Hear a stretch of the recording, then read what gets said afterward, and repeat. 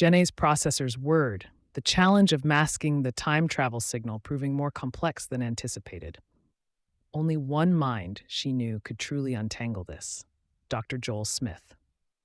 The 2 days she'd spent collaborating with him in a previous timeline had been the closest she'd come to true intellectual kinship.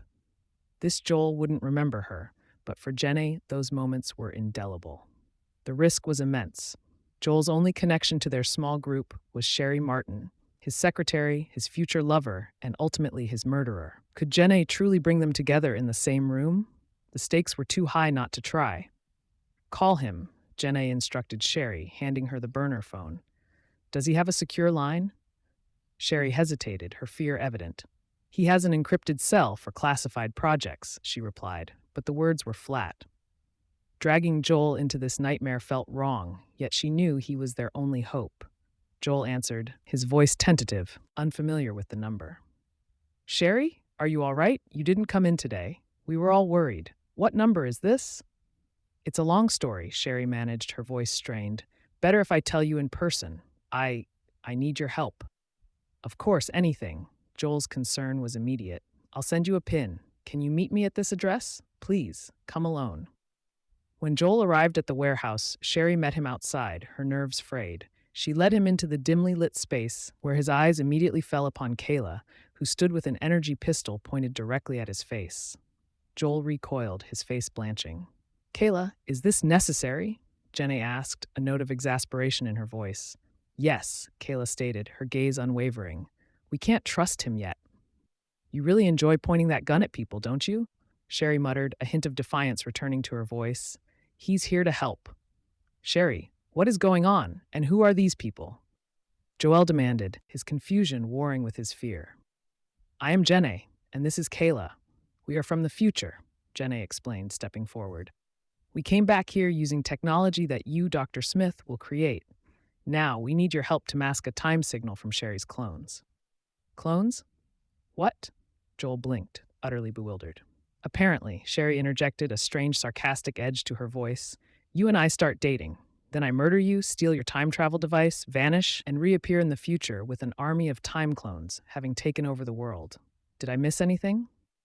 She glanced pointedly at Kayla, whose pistol remained fixed on Joel. "You mean the technology worked?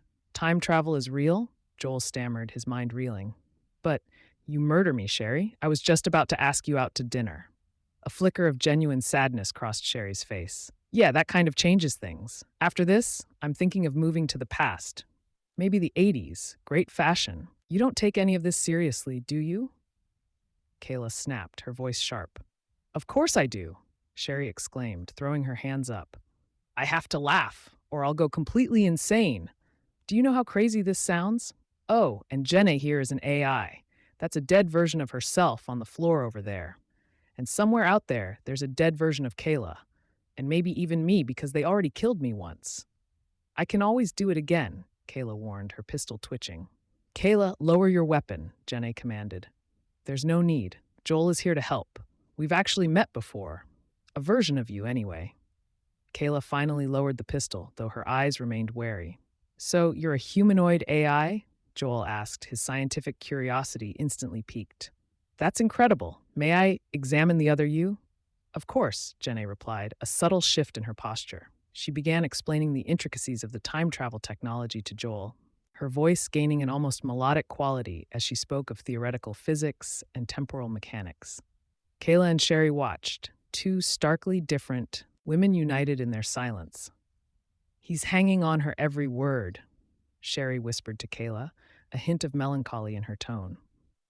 "And the only time she smiles is when he's around," Kayla observed, a strange sense of familiarity washing over her.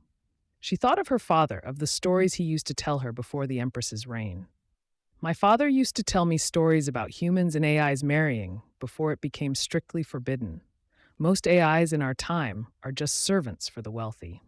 Sherry and Kayla sat in silence together, watching Joel and Jennae work on the time travel device and hoping for the best.